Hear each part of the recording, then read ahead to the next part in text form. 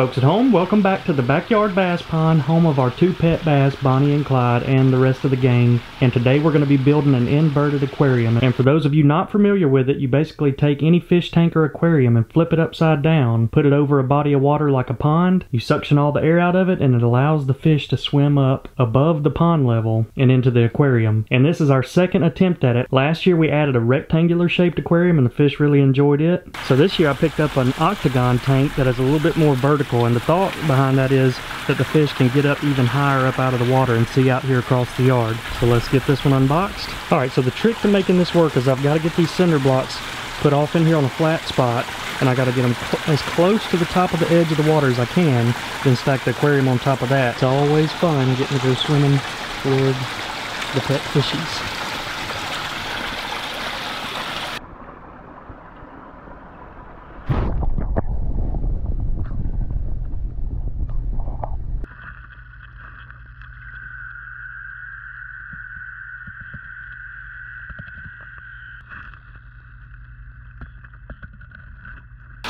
Alright, first attempt I got pretty close, but this cinder block is still just a little bit out of the water, so I'm going to have to remove some of the rocks down below it and get this right beneath the surface. Alright, that should be perfect. If you can see, the water level is just over the top of the block there, both sides, so we should be good to go.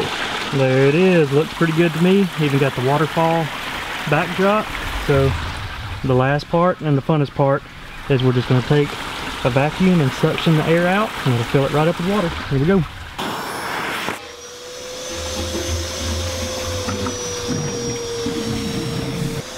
That's too cool. And just like that, you have an upside down inverted fish tank. Alright, I'm going to get out of the pond, let everything settle down, and see who gets in there first. Look at that, guys. Literally a minute after we put it in, Hyde's back over there fanning a bed.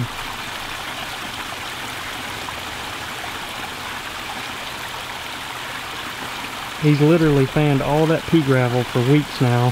He's about got it bunched up against those big rocks, but you can tell he's not going to stop his spawning duties just because we put a new aquarium in. That's funny.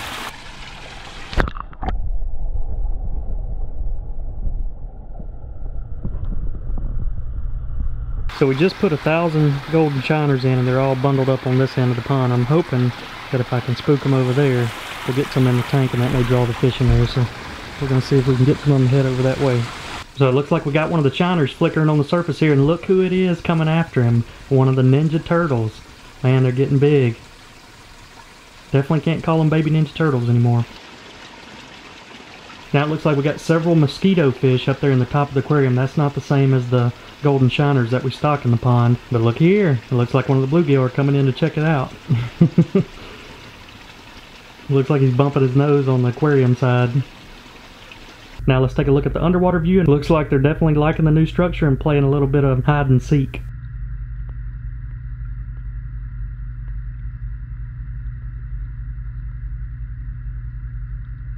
So I feel like it's kind of like when we dive underwater and we get to see the perspective of living like a fish. Now we're giving a fish the opportunity to get above ground and see what it's like to live outside of the water. Thinking about building a nest right here in between the cinder blocks.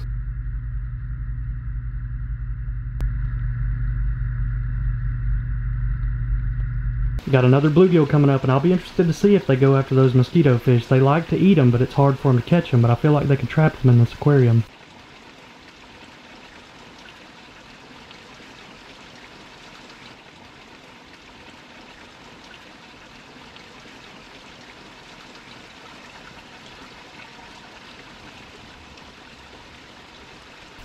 Oh, he might go for them.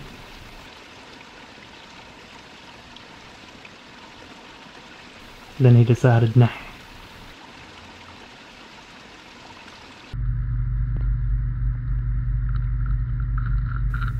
Alright, so while we wait on more bait to get in here, we're going to go check out some of the other pets. Alright folks, welcome back to the turtle and crawfish tank, where we have our tiny baby turtle we call Squirt, and then our little but growing crawfish back in the background that we call Sebastian. You can see Squirt's, he's the outgoing type, always wants to be front and center. Reminds me a little bit of Moby. But this is when the action happens, right when I drop a couple pellets down here. The crawfish comes out, Turtle comes out and usually it's battle royale. Alright, just dropped a couple pellets in. Usually I have to lead Squirt over. He's not the smartest turtle in the world, but he will follow you.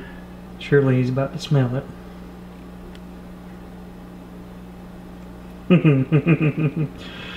He's sitting on your back. Now he smells it. Oh, it looks like they're all gonna drift back there to the crawfish. Oh, he finally figured it out. Got him.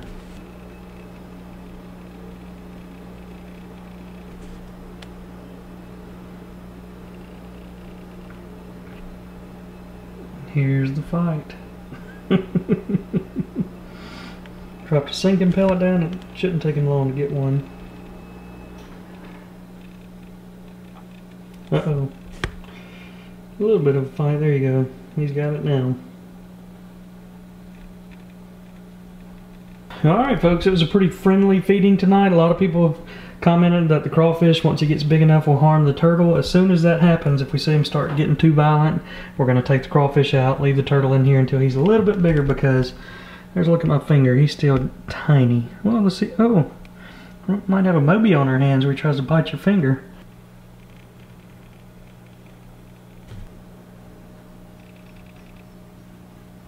Now it's time to head out to the farm, and we got some good news. Our new 5-acre pond build should start within the next week or two, and one of the first things we had to do was get our 100-plus-year-old oak tree that had fallen down during the last hurricane cut up and out of the way, because it's actually in the area that we're going to be digging the pond. But right now we've got a really good plan to utilize every bit of this tree. So all the branches and tops of this tree are going to be set aside and then put back into the pond and used as fish structure. And then we're eventually going to be building a camp house out here. So we're going to take all the long straight limbs and use them for hardwood flooring and also panel boards. And then last but not least, we're going to cut some slabs out of this giant tree trunk and make some live edge oak slab tables and island tops. But let me tell you, this was an all-day job. There's so much wood in this tree, and then with the diameter of the trunk being over 7 feet and halfway buried in the ground when it got blown over, it was quite the task. But a lot more details from this tree removal and the start of the pond project coming up in the next video. And now for a quick game camera update. The soybean field that we planted is definitely a success. The deer have been grazing through it every morning, and you can even see that some of them are starting to put on a little bit of antler growth.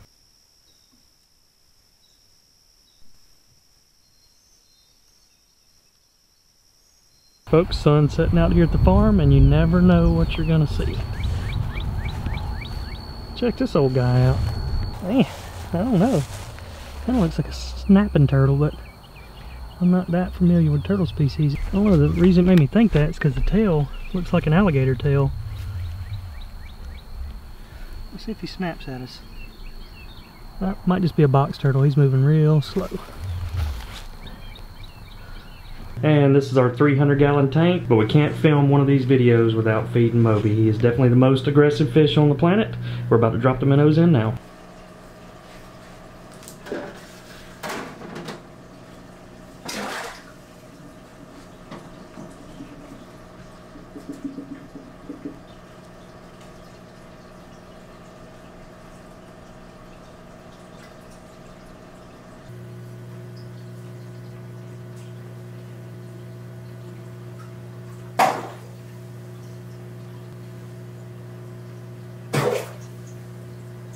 Alright folks, another week, another 1,000 shiners going into the pond. Bonnie and Clyde in fast. Here's a quick look at what size they are. That's the best time about getting them in May. I don't know if they'll sit still long enough for you to see it, but they're all pregnant, so they should be spawning here if they stay alive, and we'll have some baby shad in the pond.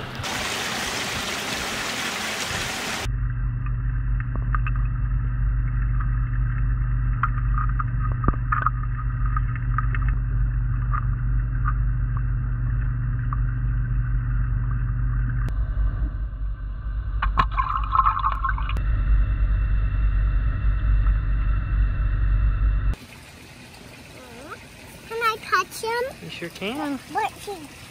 He's about to jump back into the pond, isn't he? And off he goes. So I made the mistake of doing this experiment on the same day that we did a heavy feeding in the pond. So I'm going to drain it tonight, give it a few days, and then add this aquarium back in. You'll probably see it again in our next video.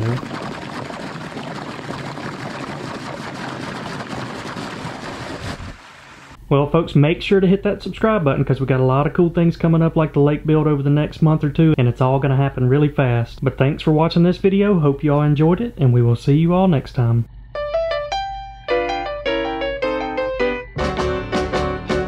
Bonnie and Clyde were pretty looking people, but I can tell you people, they were the devil's children.